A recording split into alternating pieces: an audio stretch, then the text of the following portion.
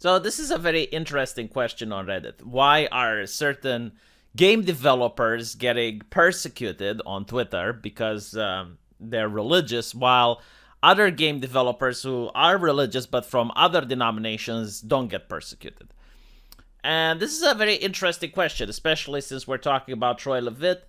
From what I understand, he is accused of homophobia because his church was being homophobic, but during the time that the church was homophobic, he probably wasn't even there, from what I gathered. But then again, it's Christianity. I mean, all Abrahamic religions aren't very LGBT friendly, from my understanding of reading the Bible and from talking with people who read the Quran. So if all Abrahamic religions are homophobic, why is it that Christianity gets the most flack? And as I looked into the comment section, a lot of people thought that because Christianity is associated with white people by American progressives, they believe white people have privilege, and therefore they go after Christianity because they consider it to be the white people's religion. This is not correct. While it may be the case for a couple of individuals, I know for a fact it's not correct because I spoke with a lot of social justice activists and people who left social justice.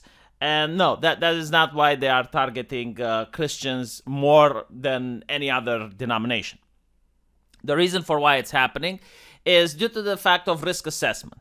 And risk assessment is something that even corporations do when they try to slander someone. So let's say, for example, Vox wants to make an article where they go after the quartering. Okay, well, the first thing they will do is risk assessment. Like, who is the quartering? Does he have any friends that are going to jump to his defense? Does he have any corporations that are backing him? Is he going to be able to retaliate if they do a hit piece on him? And if the answer is no, then they do the hit piece. Right? So when it comes to risk assessment, it's the same thing with Scott Cawthon and Troy Levitt.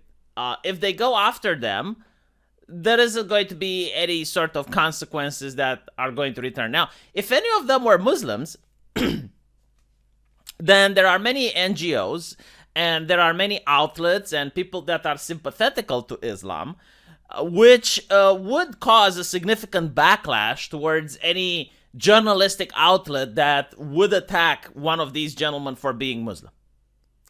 And it's the same for being Jewish. It's the same for being Mormon. Like, Mormons are a lot more tightly knit together, and they do have outlets that are sympathetic. So this is why you get to see time and time again certain developers being attacked, and their religion is oftentimes being highlighted, and that is a reason for going after them. It doesn't have to do with the fact that, oh, well, this is the white man's religion. Like, if Scott Cawthon would have converted to Islam, no one would have said shit about his religion. Like, no one would have dared say shit about his religion because of the backlash. And the other question is, like, why are Marxists against religion? I mean, it's very simple. If a Marxist person were to go to a religious person and talk to him about transgenderism and, I don't know, whatever other Marxist principles they are, the religious person would say, no, I don't agree with that because God said so. And if it's in the Bible and God says so, like, that's it. That's the end of the conversation. Which is why Marxists use the insult bigot against their opponents, right? Because you can't debate with a person like that. And in a funny way, like, a lot of Marxists are like that as well. It's just they don't use religion, they use the study, right? So they will say, this is the case because I have a study.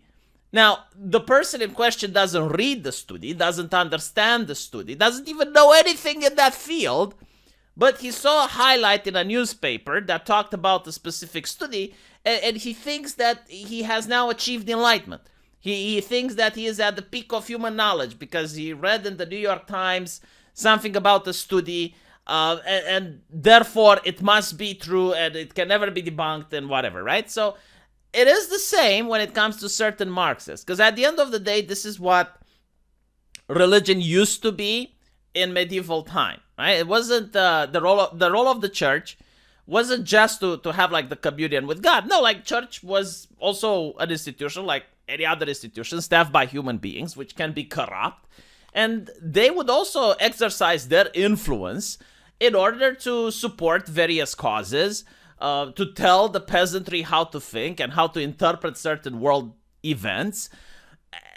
Pretty much like we see now in Russia with their church encouraging the people to support Putin, while the Pope is encouraging his congregation to support Ukraine, right? Like, none of these can be found in the Bible, but the members of the church, right, they're using their power in order to get people to think one way or another.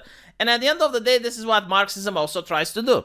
It tries to convince its members to think in one way or another, except they don't have a church, but they have institutions, the academia, the newspapers, whatever. And they find a very difficult job doing that if there's a religion running around. So that's why Marxists don't like religion, because it's a competition at the end of the day. They view it as a competition that needs to be taken out in order for them to be able to have access to the minds of the people. But not all competitions are built the same. In the case of some religions, they do defend each other when they're being attacked, and it's very difficult to go after them, so they don't want to waste their capital by throwing it away for some random guy, when they could just attack him for being homophobic, like they can just not mention Islam at all. But when it's a Christian, they do tend to go after him because they know nothing will happen. And the reason nothing will happen is that most of the times, religions that are the majority are less likely to defend its members than when the religion is part of a minority. And this is actually true everywhere. Like, if you go in another country, you will see that minorities are more likely to help each other out and stick together. A perfect example, okay? In Romania, the Orthodox religion is a majority. Now, if you were to persecute a person for being an Orthodox, no one would care, except that particular person and his friends. But, like, the church itself will not issue a statement to condemn you. Evangelicals, however, in Romania are a very small minority. And if you were to attack one for being an evangelical, well, all of a sudden, its entire congregation would descend upon you through whatever means they have available. They might sue you, they might, make a public statement, go to the newspapers. But in the United States, things are different. In the United States, there's a lot of evangelicals, but there's very few Orthodox. And from my understanding, the Orthodox community is very tightly knit in the United States. Why? Because it's a minority. So if you go after an Orthodox for being Orthodox, the same thing happens. Like, they would support each other. They would speak out for one another. They wouldn't just take that. Because you can't afford to just take that when you're a minority. When you're a majority, well, things are different. So this is why you have this thing happening. This is why they go after Scott and Troy, and they don't go other people from Penny Arcade, for example, where the person is a Mormon, or for other people who happen to be Muslims. Like, there was the thing with Bake the Cake, right? Bake the Cake was quite popular because they went to a Christian bakery which refused to bake it. But Steven Crowder called some Islamic bakeries, and they refused to bake it as well. So the question is, like, why didn't they go to the Islamic bakeries? Well, for the same reason. Like, the Islamic bakeries have NGOs. They have people that would speak out on their behalf. There would be newspapers that would refuse to cover the story because they would get phone calls and so on and so forth. So that's my opinion on it.